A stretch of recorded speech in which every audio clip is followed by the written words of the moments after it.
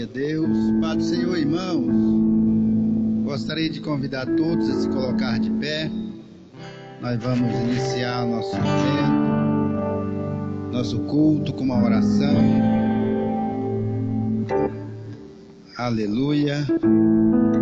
Aleluia. Você que trouxe um culto de louvor e adoração a Deus e chegou aqui convicto que Deus tem uma palavra para o teu coração, para nortear a nossa vida, faça essa oração de gratidão a Deus porque você hoje teve a disponibilidade e a coragem de vir aqui para ser ministrado por essa palavra que nos abençoa, que norteia a nossa vida e que também dá direção cada dia para nós seguirmos. Senhor Deus e Pai, muito obrigado, Deus, pela oportunidade. Pai querido, aqui estamos, ó Deus, porque sabemos que só o Senhor tem a palavra de vida eterna. Só o Senhor pode, ó Deus, nos ajudar. Só o Senhor, ó Deus, pode, ó Pai, nos dar um norte. Pai querido, nós estamos aqui, ó Deus, para te adorar, bendizer o teu nome, Pai amado, porque o Senhor é bom e a tua misericórdia que tem nos alcançado. Pai querido, fala conosco. O Senhor tem a liberdade de manifestar a tua presença, fazer a tua vontade. Pai querido, nós somos dependentes, ó Deus, da tua orientação, da ministração da tua palavra. Nós sabemos que ela é, ó Deus, ao nosso norte. Pai querido, fala conosco esta noite, ó Deus, recebe o nosso louvor, em o nome de Jesus, em o nome de Jesus. Poder sentar, equipe de louvor. Aleluia, glória a Deus. A paz do Senhor. Quero convidar todo mundo para abrir suas harpas cristãs, no número de 299, 299.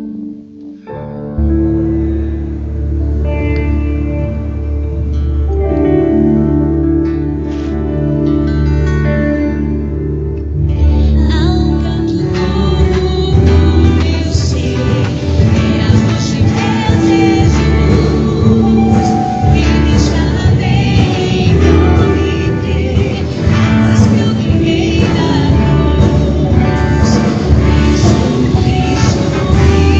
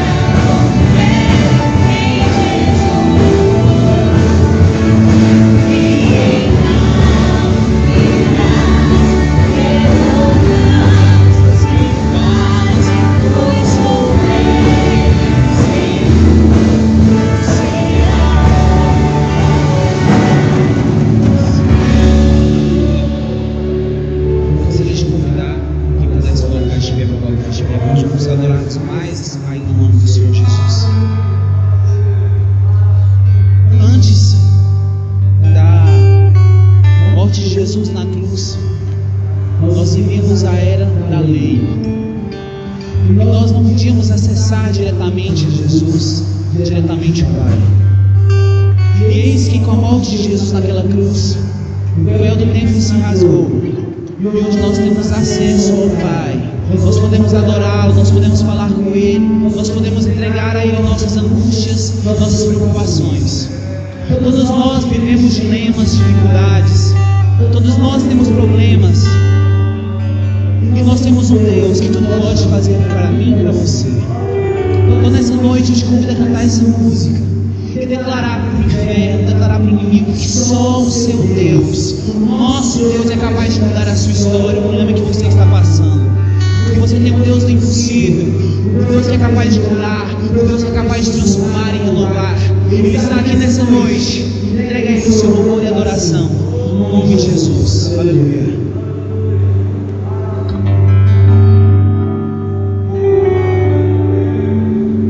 Orando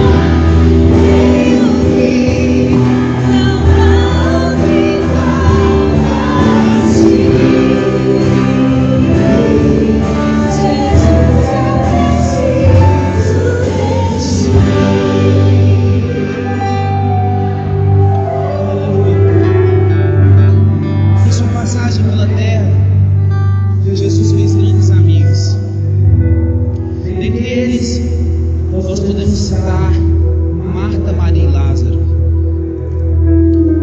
E eis que muitos já sabem essa história, mas Lázaro foi acometido por uma doença.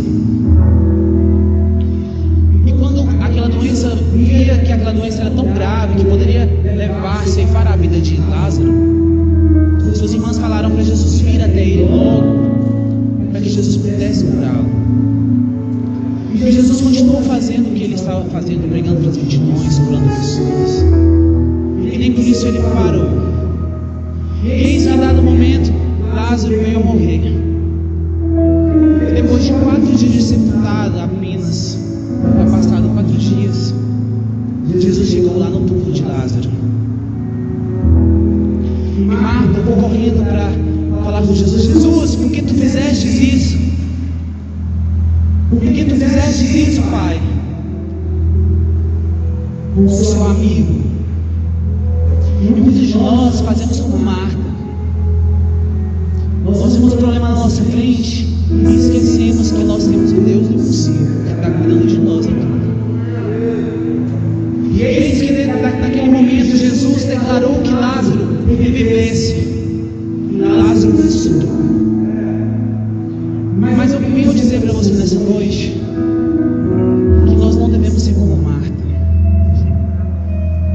Às vezes com nossos problemas, com as nossas dificuldades, nós pensamos que o mundo está acabando, que tudo está entrando em ruínas. Nós esquecemos que aquele que faz, aquele que fez, aquele que é o Deus impossível que nós cantamos agora, Ele intercede por nós, Ele está cuidando de tudo.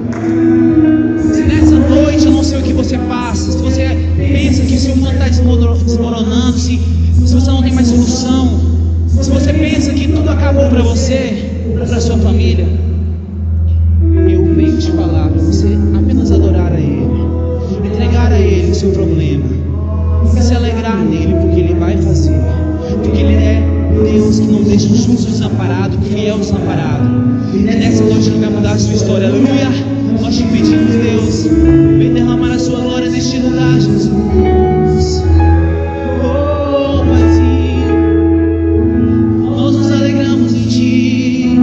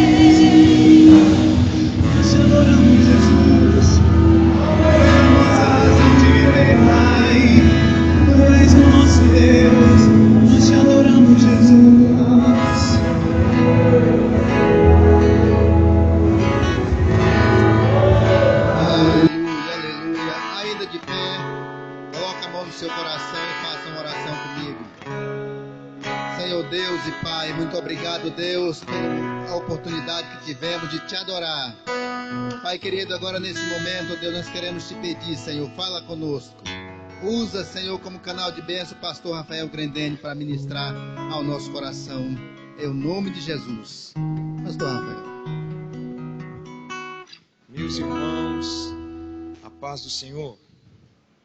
Aproveitando que você está de pé, por favor, abra sua Bíblia, Evangelho de Jesus, escrito por Lucas, capítulo de número 10. Nós vamos ler 2 versículos aqui que é a chave para a nossa reflexão, e depois você vai permanecer com a sua Bíblia aberta. Evangelho de Jesus, escrito por Lucas, capítulo de número 10, versículos 29 e 36. A minha palavra sempre é uma palavra de gratidão, agradecer a Deus pela oportunidade, agradecer ao nosso pastor Valdir, por sempre nos confiar oportunidades tão especiais, agradecer a Deus pela vida do pastor Cosme, minha família. É sempre um prazer, uma alegria poder servir o coração dos meus irmãos na igreja em que congregamos. Você encontrou o texto? Por favor, diga amém. Ele, porém, querendo justificar-se a si mesmo, disse: e quem é o meu próximo?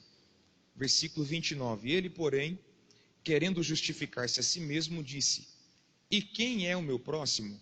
Versículo de número 36. A primeira pergunta é uma pergunta do mestre, e a última pergunta, no versículo 36, é a pergunta do mestre dos mestres. Qual, pois, destes 3 te parece ser o próximo daquele que caiu nas mãos dos salteadores? 29. Ele, porém, querendo justificar-se a si mesmo, disse: quem é o meu próximo? 36. Jesus pergunta: qual, pois, destes 3 te parece ser o próximo daquele que caiu nas mãos dos salteadores? Amém. Pode se assentar. Permaneça com a sua Bíblia aberta, por favor. A maioria dos irmãos aqui sabe que Jesus era um tipo de mestre diferente de todos. Até hoje Jesus serve como exemplo, através da sua metodologia, através da sua maneira de ensinar. Porque Jesus era um tipo de mestre que ele era capaz de pegar um assunto muito complexo, muito profundo, e transmitir de maneira simples, de maneira simplificada. Então as pessoas que ouviam a Jesus, eles não tinham dificuldade de absorver os seus ensinamentos, porque a forma com que Jesus passava os seus ensinamentos era uma maneira a ponto de ser absorvido por todos. Um dos métodos que Jesus usava no seu ministério eram as parábolas. E no ministério de Jesus ele contou mais de 40 parábolas. Pastor Grendene, o que são parábolas? Parábolas nada mais são do que histórias alegóricas que Jesus contava paralelamente a uma verdade. Então, quando Jesus queria afirmar uma verdade muito profunda, ele contava uma história, ele contava uma parábola para tentar ilustrar aquilo que ele estava tentando ensinar. As parábolas contadas por Jesus eram simplesmente histórias alegóricas que ele contava. A parábola do samaritano, ela nasce a partir da pergunta de um mestre da lei feito a Jesus a respeito da salvação. Se você voltar aí os seus olhos a partir do versículo 25, a partir do versículo 25 é onde nasce a parábola do samaritano. E eis que se levantou um certo doutor da lei, tentando e dizendo: mestre, que farei para herdar a vida eterna? Essa pergunta parece uma pergunta legítima de alguém que está preocupado com a sua salvação. Essa pergunta parece legítima de alguém que está preocupado com a sua eternidade. Essa pergunta parece ser legítima se não houvesse a expressão: e levantou-se um certo doutor da lei, tentando-o. Então a pergunta desse doutor da lei não é uma pergunta com uma motivação saudável. A pergunta desse doutor da lei não é uma pergunta com uma motivação correta. Esse tipo de pessoa é o tipo de pessoa que nos fazem perguntas já com conceito formado, já com uma ideia pré-estabelecida, pastor Carlos César, e eles só querem saber se a gente sabe o que ele acha que ele sabe. Então a pergunta desse mestre para Jesus não é uma pergunta legítima. Ele não está interessado em eternidade, ele não está interessado em salvação, ele está interessado em saber se Jesus sabe aquilo que ele acha que ele sabe. Então quando ele vai com uma pergunta para Jesus, ele já tem um conceito formado, ele já tem uma resposta pré-estabelecida no seu entendimento. Então o propósito dele nada mais é do que colocar Jesus em prova, de impor a Jesus um teste. Aí no versículo 26, Jesus faz algo extraordinário. Eu poderia usar a expressão, Jesus dá um contra-ataque no mestre. Porque no versículo 25 ele está perguntando, o que eu vou fazer para herdar a vida eterna? Só que o teor da pergunta dele é um teor de teste, é um teor provocativo. E Jesus vai dar um contra-ataque nele no versículo 26. Parece que Jesus está dizendo, eu respondo a sua pergunta se você me responder duas perguntas. Então no versículo 26, Jesus está dizendo, eu vou responder a sua pergunta se você me responder duas perguntas. No versículo 26, Jesus faz a primeira pergunta ao mestre da lei, o que é que está escrito na lei? E ele faz a segunda pergunta, como você lê? Então vocês vão perceber que Jesus está dando uma lição hermenêutica para esse mestre. Ele está dando uma lição de interpretação para esse mestre. Por quê? Jesus está mostrando para nós que existe uma diferença muito grande entre saber o que está escrito e interpretar da maneira correta. Vou repetir. Quando Jesus faz a primeira pergunta, o que está escrito na lei? E quando ele faz a segunda pergunta, como você lê? Ele está tentando ensinar para nós que existe uma diferença gritante entre saber o que está escrito e interpretar da maneira correta. A maioria das pessoas, pastor Valdir, não peca por não saber o que está escrito. Elas pecam por interpretar da maneira incorreta. A maioria de nós não tem dificuldade em saber aquilo que está escrito. A gente não tem dificuldade nisso. A nossa dificuldade é em interpretar da maneira correta. Por quê, pastor? Porque para a maioria das pessoas, o que é a palavra de Deus? Palavra de Deus é a parte em que eu sou beneficiado. Então quando a palavra de Deus diz, você vai ser abençoado, as promessas de Deus vão se cumprir, as portas vão se abrir, o milagre vai acontecer, todo mundo levanta a mão e dá glória a Deus e diz, isso é palavra de Deus. Só que quando a palavra diz fidelidade, entrega, trazei, princípio, obediência, aí a pessoa diz, não, isso aí é para Israel. Você está entendendo isso ou não, irmão? Então para a maioria das pessoas, palavra de Deus é a parte em que eu sou beneficiado, é a parte em que nós somos beneficiados. Mas não é palavra de Deus a parte em que eu tenho que cumprir princípios, fidelidade, santificação. Aí a pessoa olha e diz, não, isso aqui é para Israel, não, isso aqui é para o Velho Testamento. Igual veio um aloprado, eu vi um vídeo hoje de um pastor falando que a palavra de Deus precisa ser atualizada. A palavra de Deus precisa de atualização. Por que as pessoas dizem que a palavra de Deus precisa de atualização? Por quê? Porque eles não querem mudança. São partes difíceis de cumprir. Receber a palavra de Deus só quando eu sou beneficiado, irmão, é mamão com açúcar. Mas palavra de Deus não é a parte apenas que você é beneficiado, é a parte em que você renuncia, é a parte em que você tem que ser fiel, é a parte em que você tem que viver uma vida santificada, é a parte em que você tem que entregar, é a parte em que você tem que se dispor, é a parte em que você tem que obedecer. Vale um amém por isso ou não? Então existe uma diferença entre saber o que está escrito e interpretar da maneira correta. A gente precisa entender que quem está falando com Jesus é um mestre, é um doutor da lei. E Ageu, para alguém receber um título de doutor da lei, mestre da lei, não bastava ele apenas dominar os 10 mandamentos. Para alguém receber o título de mestre da lei, ele tinha que dominar os 613 preceitos que Deus havia estabelecido para o seu povo. Quando Deus tira o povo do Egito, Ele está formando uma nação. os mandamentos, os 10 mandamentos, é apenas a ponta do iceberg de 613 preceitos que continham leis civis, leis morais, leis religiosas. Então, para alguém receber o título de doutor da lei, ele tinha que dominar os 613 preceitos. E quando Jesus faz a pergunta para ele, você vai perceber que ele tira nota 10. Por quê? Porque ele sintetiza de maneira perfeita os 613 mandamentos. Ele diz: Jesus, em matéria de lei, eu domino. E o que está escrito na lei? Como você interpreta? Pois bem, Jesus, os 613 preceitos se dividem em 2 partes: o amor vertical e o amor horizontal. O amor vertical é amar a Deus de todo o teu entendimento, de todas as tuas forças, aleluia. E o amor horizontal, o próximo como a ti mesmo. E até o próprio Jesus, ele reconhece no versículo 28, ele diz: você respondeu bem.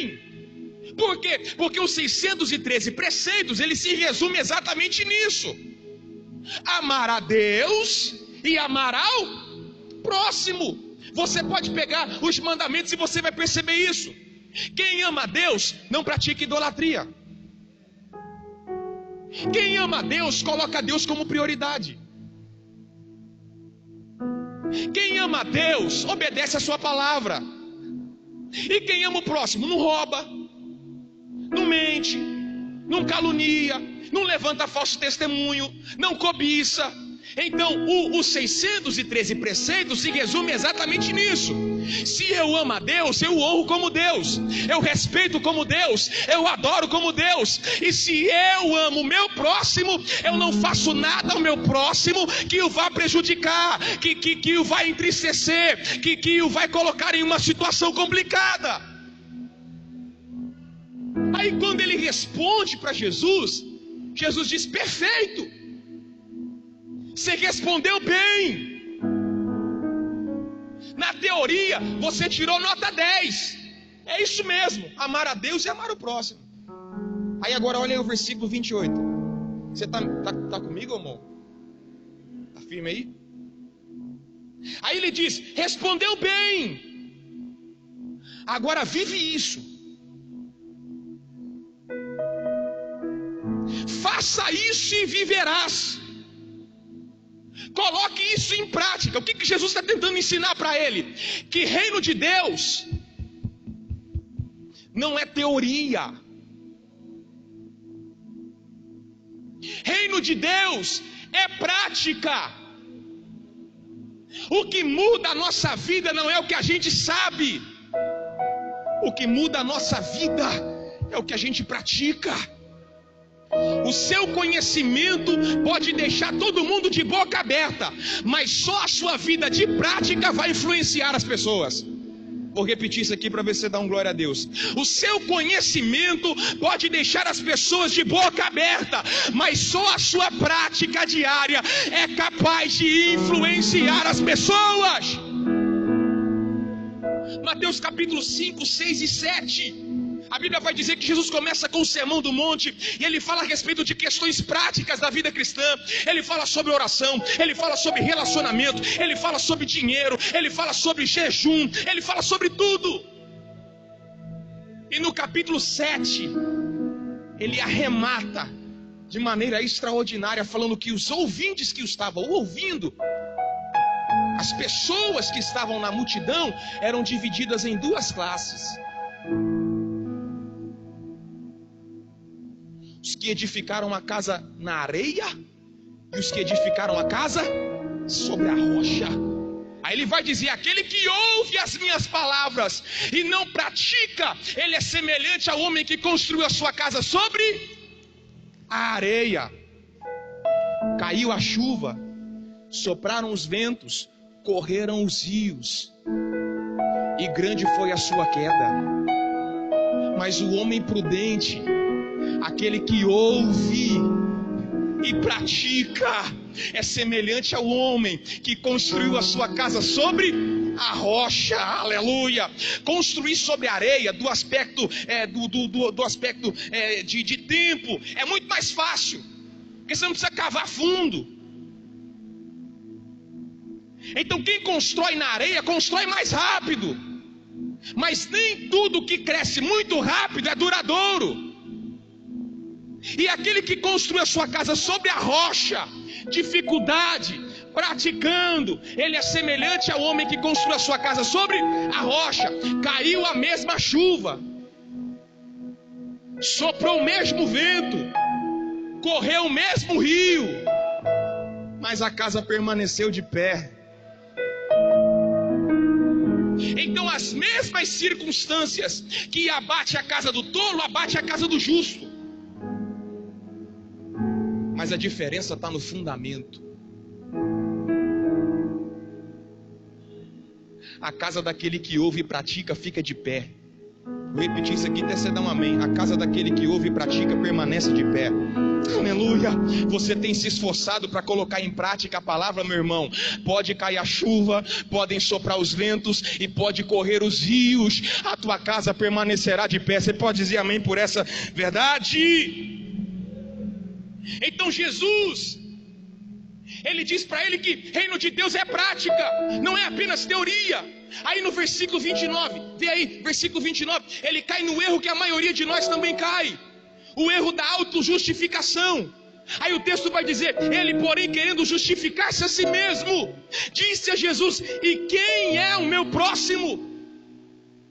O que ele está tentando dizer para Jesus? Jesus, a parte de Deus eu estou cumprindo legal, agora a parte do meu próximo eu só não estou praticando ainda, porque eu não sei quem é. Como é que é? A parte de Deus tá ok, mas a parte do próximo eu só não estou praticando ainda, que eu não sei quem é. Aí ele pergunta para Jesus, quem é o meu próximo? Aí Jesus começa a contar uma história.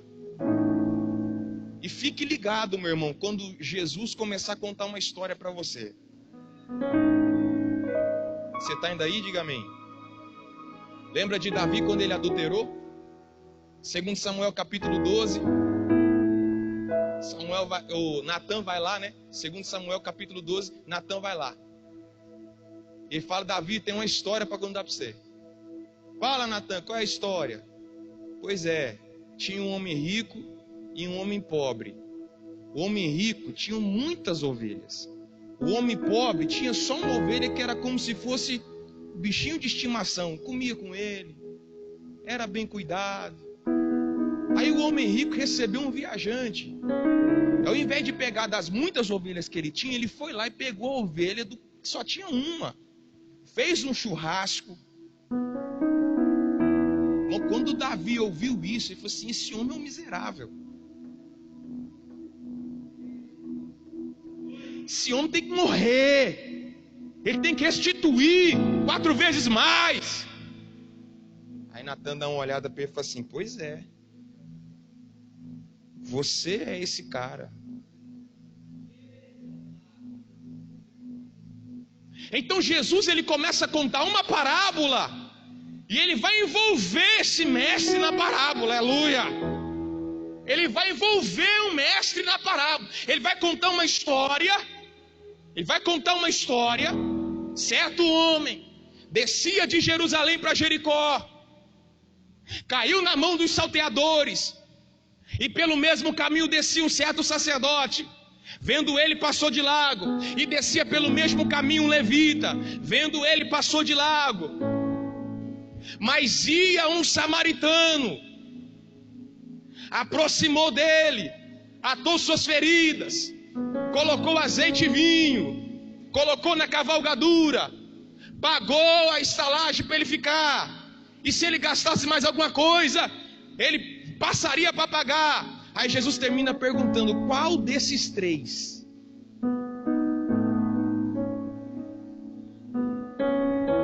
te parece que foi o próximo daquele que estava caído? Vê aí o versículo 36. Vê aí. Olha a pergunta de Jesus, ele está perguntando: quem é meu próximo? Agora olha o versículo 36. Qual desses três te parece que foi o próximo daquele que caiu na mão dos salteadores? Aqui é um princípio extraordinário, irmão. Você não deu um glória a Deus agora? Acabou, hein?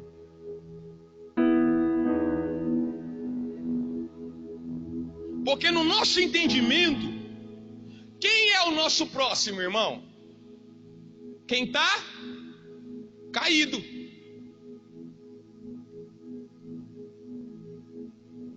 Qual é o nosso próximo? Quem está precisando de ajuda. Sim ou não? Sim ou não? Quem é o meu próximo? Mas pastor, quem está precisando de socorro, quem está precisando de oração, quem está precisando de auxílio, quem está precisando de conselho. Então na nossa ideia, próximo é quem está caído, próximo é quem tem uma necessidade. Mas na cabeça de Jesus, não é assim. Para Jesus, próximo não é o que está caído. Para Jesus, próximo é o que está de pé. Você percebeu isso aí no texto, irmão, ou não? Então vou ler de novo.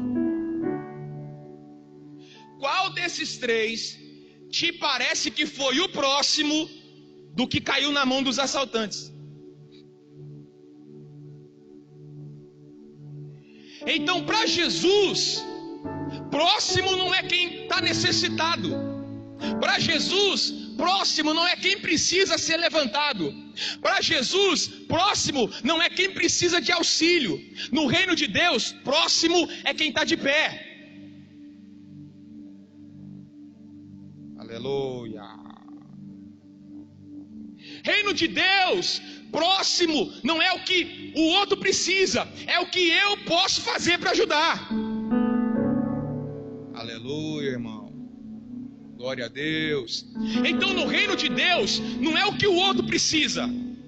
A pergunta não é o que o outro precisa. A pergunta é: o que eu posso fazer? A pergunta não é o que o outro necessita, é o que eu posso fazer para ajudar o necessitado. Então para Jesus, aleluia, próximo não é quem caiu na mão dos assaltantes, próximo é quem passou e podia ajudar. Aleluia, irmão, ou não aleluia? Então depois dessa introdução, vamos extrair aqui algumas lições importantes dessa parábola e eu já começo a encerrar. Primeira lição, versículo 30. E descia um homem de Jerusalém para Jericó. Esse homem descia de onde para onde, igreja? Para onde? Faça assim com a mão. De Jerusalém para Jericó. A gente precisa ter o entendimento que nada que Jesus falava era por acaso.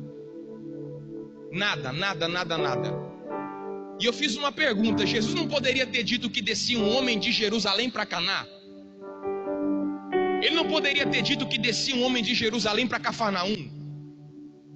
Por que Jesus usa Jerusalém e Jericó? Jerusalém e Jericó. Ele está dizendo: está descendo um homem de Jerusalém. E o que é Jerusalém? Lugar de paz. O que é Jerusalém? Onde promessa se cumpre. Ficai, pois, em Jerusalém, até que do alto sejais revestidos de poder. Então Jerusalém, centro do propósito. Jerusalém, centro da vontade. Jerusalém, habitação de paz. Jerusalém, lugar que Deus ama. Jerusalém, lugar que está no coração de Deus. Então perceba, tem alguém saindo do lugar de paz e indo para onde? Jericó. Cidade que foi amaldiçoada desde Josué. Então olha isso. Tem alguém saindo do lugar de paz e indo para o lugar da mal.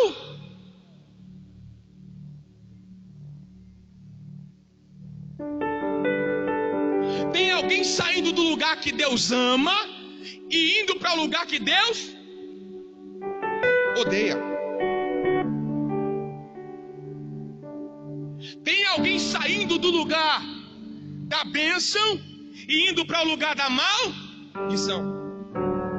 E você vai perceber Perceba isso.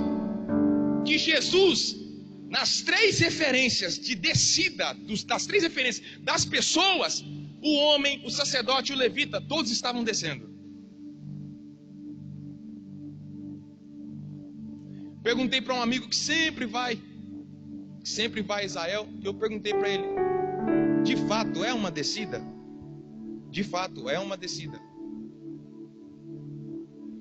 Então ele está usando uma referência geográfica para ensinar um princípio espiritual. Ele está usando uma referência geográfica para ensinar um princípio espiritual. Quando você sai do lugar que Deus te quer e vai para o lugar onde Deus não te quer, você desce. Quando você sai do centro da vontade de Deus e vai para fora do centro da vontade de Deus, você desce. Quando você sai do lugar que Deus ama e vai para o lugar que Deus odeia, você desce. Então isso é um princípio, isso é um fator geográfico que ilustra um princípio espiritual. Então, se na direção contrária, eu desço quando eu saio da vontade de Deus, eu desço quando saio do propósito de Deus, eu desço quando saio do lugar que Deus me estabeleceu, o sentido contrário também vale. Por quê? Porque quando você sai do lugar que Deus odeia e vai para o lugar que Deus ama, você sobe. Quando você sai do lugar que Deus não te quer e vai para o lugar que Deus te quer, você sobe. Aleluia. E qual é o propósito do diabo? Fazer com que nós desçamos. Não foi essa a proposta para Jesus? Jesus, desce daí.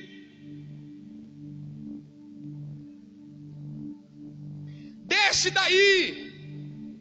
E Jesus disse: a cruz é difícil, dolorosa, mas é onde Deus me quer. Eu não posso descer. Aleluia, aleluia, aleluia. Eu vou ficar exatamente onde o Pai me quer. Eu vou ficar exatamente onde o Pai me estabeleceu. Eu não sei se você está entendendo o princípio espiritual que Deus está tentando te ensinar nessa noite. Não é tempo de descer, é tempo de voltar para o centro da vontade de Deus. Aleluia, aleluia. Lembra de Jonas? Lembra de Jonas? Jonas 1, versículo 3. Ele desce para Jope. Jonas 1, 3. E desceu para dentro do navio. Jonas 1, 5. E desceu aos lugares do porão. E depois ele desce mais na barriga do peixe. Você está entendendo isso ou não, irmão? É tempo de fazer o retorno, dar uma marcha ré e dizer: eu não vou sair do centro da vontade de Deus. Aleluia. Ainda que doa, ainda que deixe marcas, ainda que seja sacrificante, eu não vou sair do lugar que Deus ama, do lugar que Deus me estabeleceu. Aleluia. Do centro do propósito de Deus. Tudo que o diabo quer é que a tua família desça, que o teu chamado desça, que a tua empresa desça. Mas em nome de Jesus, nessa noite nós aprenderemos um princípio verdadeiro. É tempo de voltar, é tempo de subir, é tempo de voltar para o centro da vontade de Deus. Então perceba isso. De Jerusalém para Jericó existiam dois caminhos. Quantos caminhos? Dois caminhos. Existia um caminho mais longo, de aproximadamente 27 quilômetros. E existia um caminho mais curto. E esse caminho mais curto era muito perigoso. Tinha muitas cavernas, acontecia muitos assaltos, muitas mortes, e esse caminho era chamado de caminho sangrento, devido à quantidade de assaltos, roubos e mortes que acontecia aqui. Então perceba isso. Olha o que Jesus está dizendo. Tem um homem saindo do lugar de paz indo para o lugar da maldição. E ao invés de pegar o caminho mais seguro, ele pega um atalho.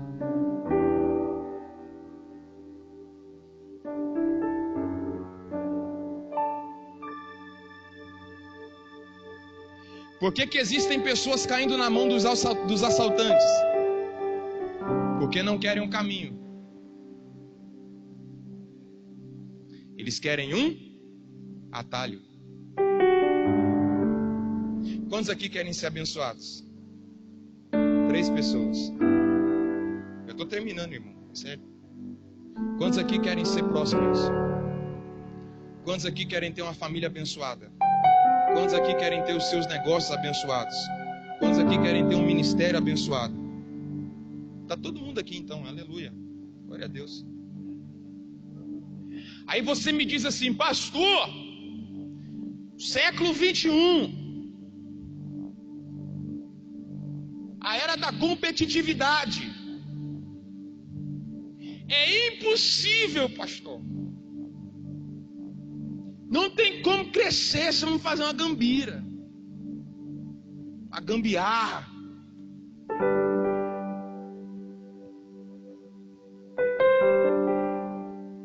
Pastor, o senhor não sabe como é que é lá na minha empresa, você não está entendendo, você fala porque você não trabalha lá. Lá é um engolindo o outro.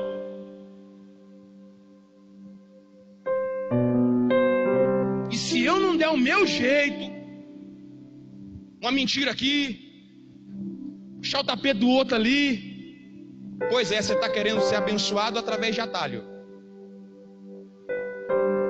Quer prosperar pegando atalho. Quer ser abençoado pegando atalho. Mas tem um caminho aqui para ser abençoado também. Tem um caminho para ser próspero aqui também. Tem um caminho aqui para ser bem sucedido, aleluia.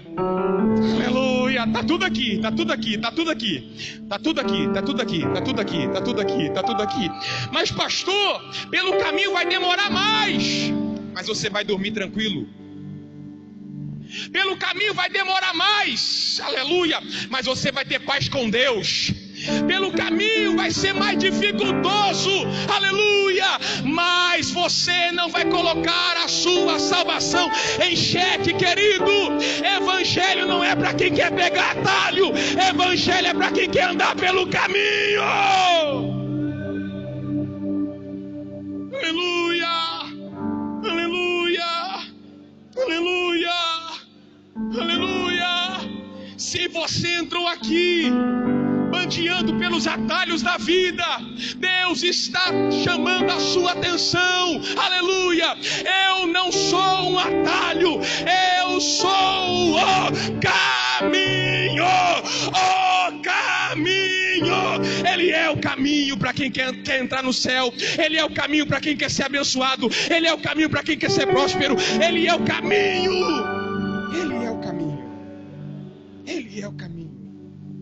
Ele é o caminho. E é o caminho. Quando o povo saiu do Egito, Êxodo capítulo 13, versículo 17, 18,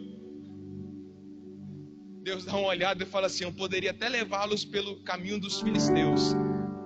É mais curto. Mas lá eles vão ver guerra. E eles vão querer voltar para trás. Então como é que a gente vai fazer? Eu vou levá-los pelo caminho do deserto.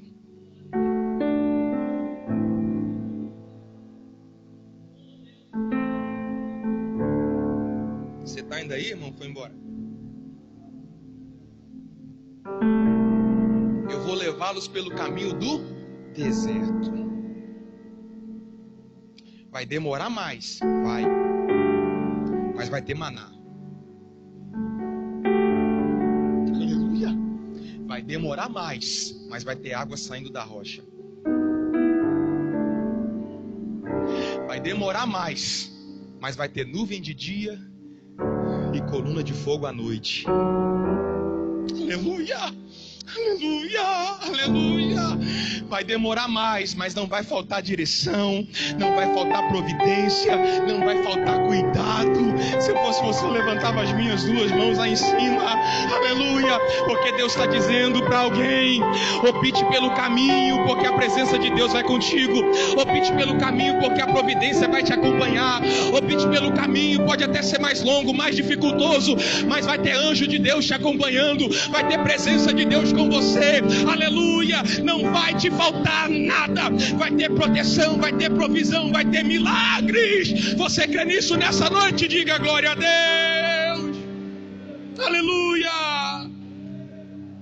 Segundo, e aqui eu termino, versículo 30. Por que esse homem foi roubado? A maioria aqui já deve ter passado pelo desprazer de ser assaltado. Maioria. E por que você foi assaltado? Eu não sei se existe uma filosofia para um assalto, mas a filosofia do assaltante é: ele só te roubou porque ele percebeu que o que você carregava possuía valor.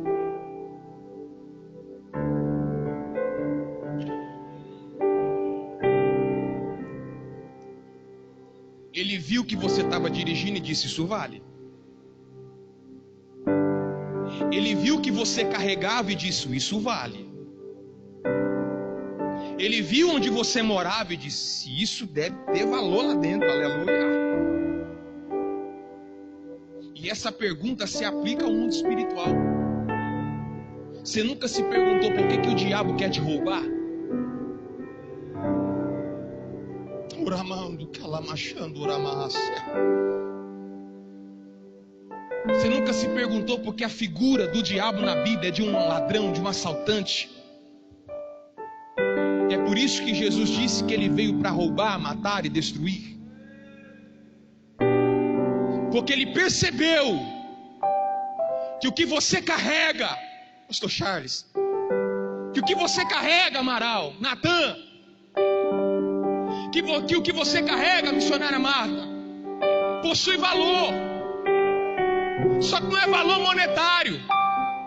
Que o diabo não quer seu carro, irmão. O diabo não quer sua casa. O que ele vai fazer com o tijolo? O que ele vai fazer com a nota de R$100? O diabo quer roubar os seus princípios. O diabo quer roubar os seus valores. O diabo quer roubar os propósitos de Deus na sua vida, as promessas. E é por isso que ele não descansa. Dia após dia, ele arma as suas ciladas, ele arma as suas arapucas, para tentar roubar a sua fé, para tentar roubar a sua paz. Ele olha para a sua casa e ele sabe que a sua família é uma arma potente nas mãos de Deus. Ele olha para os seus filhos e ele já vê quantas almas eles irão ganhar, quantas vidas eles irão influenciar. E é por isso que ele quer te roubar.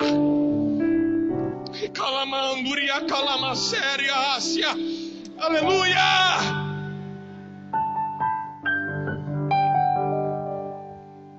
Ele sabe que o seu ministério será frutífero. Ele sabe que a sua família, aleluia, vai influenciar gerações. Ele sabe que os seus filhos são flechas nas mãos de Deus. Ele sabe o potencial do seu ministério, da sua chamada. Aleluia. E é por isso que ele quer te roubar. É por isso que ele quer te usurpar. Mas eu tenho uma palavra de Deus para alguém nessa noite. Eu tenho uma palavra de Deus para alguém nessa noite. Para quem permanece no caminho, aleluia. Para quem permanece no caminho, não haverá roubo, não haverá saque, não haverá assalto, aleluia. O diabo pode armar as suas ciladas, mas os anjos de Deus acamparão ao redor daqueles que o temem para o livrar. Levante a sua mão e pegue essa palavra nessa terça-feira. Eu sei que é uma noite de ensino, mas há uma palavra profética dos meus lábios nessa noite. Não haverá roubo.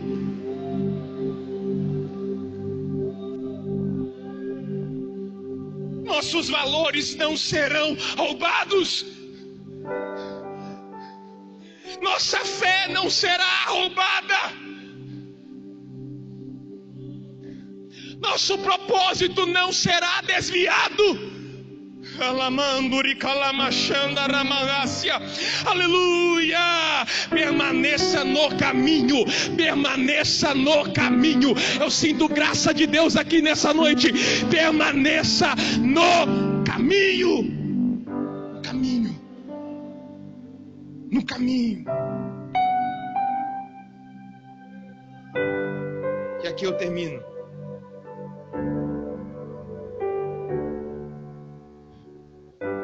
Você vai perceber também que o samaritano era o único que fazia o caminho inverso. Veja aí o versículo 30. Versículo 30. Descia um homem de Jerusalém para Jericó. Versículo 31. E ocasionalmente descia pelo mesmo caminho certo sacerdote. Versículo 32. De igual modo, ou seja, fazia a mesma trajetória. De igual modo, o levita. Só que o versículo 33 começa com uma conjunção adversativa. O que é uma conjunção adversativa? Mas, porém, todavia. Quando essas palavras aparecem, ela vem para mostrar para nós que existe uma diferença, um contraste. Mas o samaritano ia, o homem descia, o sacerdote descia, o levita descia, mas o samaritano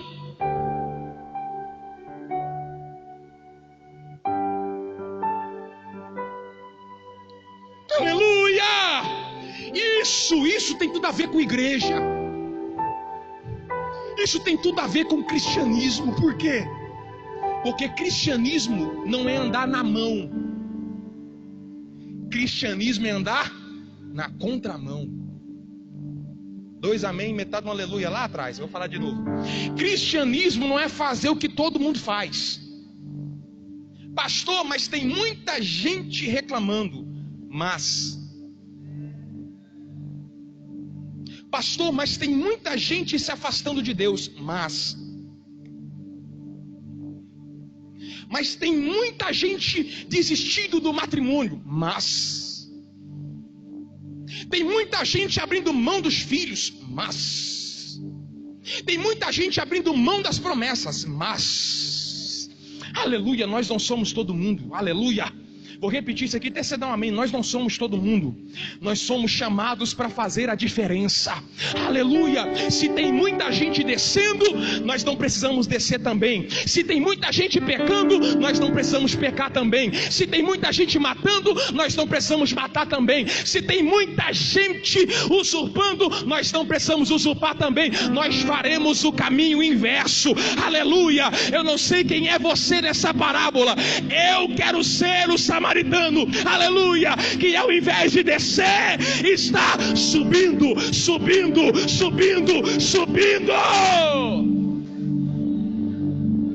Fique de pé em nome de Jesus. Eu quero terminar com uma palavra de oração.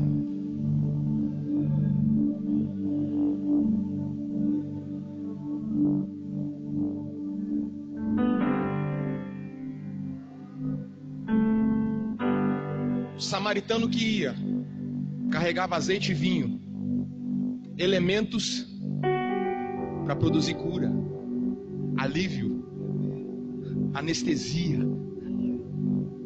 Isso não parece igreja, irmão? Para que nós somos chamados? Para ferir ou para curar?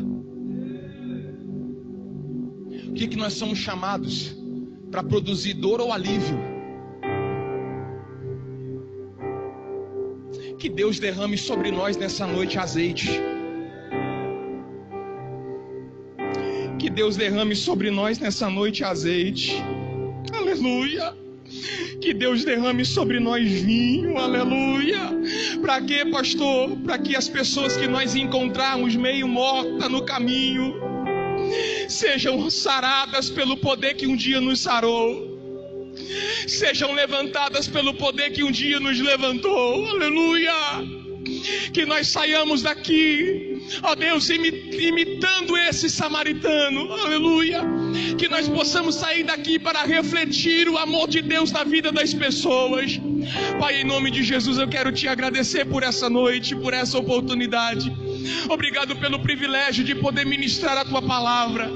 Ó Deus, que essa palavra encontre uma terra boa, um coração fértil, meu Deus, e que essa palavra possa frutificar, germinar. Ó Deus, que essa palavra possa gerar frutos na vida da tua igreja. Que o Senhor nos ajude, ó Deus, a não abandonar o caminho. Que o Senhor nos ajude a ter consciência daquilo que nós carregamos possui muito valor. Pai, que o Senhor nos ajude, Deus, a andar na contramão, aleluia, a não fazer o que todo mundo está fazendo, mas permanecer no centro da sua vontade. Em nome de Jesus. Pastor Valdir, muito obrigado.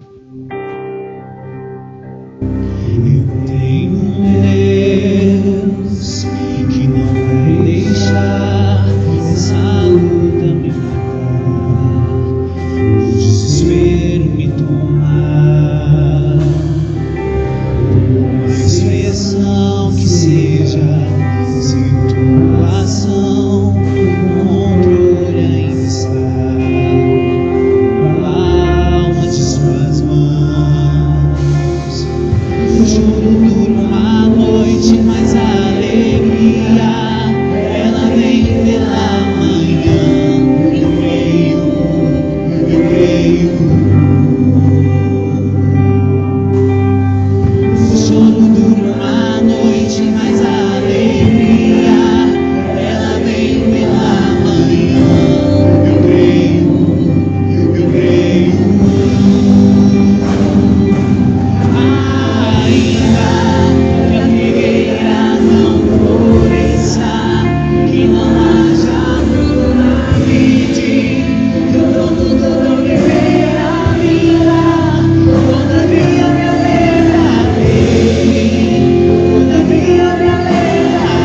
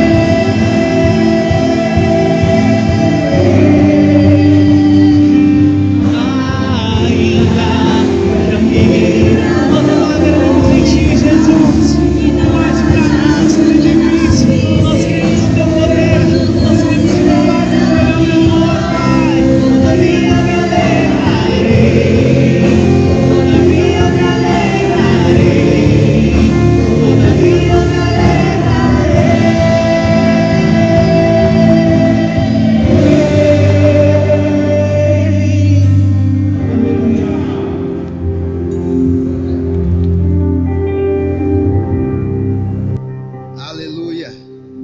Glória a Deus. Já estamos encerrando esse culto com a palavra abençoadora, pastor Grendene. Todas as vezes, sempre que ministra, deixa a gente de boca aberta, né? Ele pega um texto aí e faz um negócio santo que fica bom demais. Pastor Rafael, muito obrigado. Atendeu o convite aí para ministrar. Irmão, nós estamos encerrando. O pastor Valdir, ele até me ligou mais cedo que ele não viria, porque ele estava passando mal. Aí ele tomou um remédio e ele gosta muito da igreja, né? Falou, eu melhorei e eu vim. Aí ele já saiu também, que ele não está muito bem. E os irmãos compreendem aí, tá bom? Se alguém precisar de falar com ele, urgente, fala com o nosso secretário ali, com o Alessandro, então liga para ele, que ele está pronto a atender. Mas se por ventura puder esperar até amanhã, deixa ele recuperar, dar uma melhorada, tá bom? Obrigado você que veio, leva essa palavra no seu coração, que eu tenho certeza que ela vai causar impacto e vai gerar fruto de bênção na sua vida. Vamos orar agradecendo a Deus. Senhor Deus e Pai, muito obrigado, ó Deus, por esta noite. Pai querido, obrigado pelo momento que tivemos, ó Pai, de louvor, de adoração. Também muito obrigado, ó Deus, por essa palavra que ministrou o nosso coração. Pai querido, nós queremos, ó Deus, guardar ela, pôr ela em prática. Pai querido, para a nossa vida, ó Deus, melhorar cada dia mais. Pai, muito obrigado. Leva cada um em paz ao seu lar. Guarda os familiares, ó Deus. Pai, cobre com teu sangue. Essa é a nossa oração, o nosso pedido, ó Deus. Em o nome de Jesus. Em o nome de Jesus. Está terminado em nome do Pai, do Filho e do Espírito Santo de Deus. Até domingo às 9 horas, a nossa escola bíblica. E à noite o grande culto de louvor e adoração a Deus.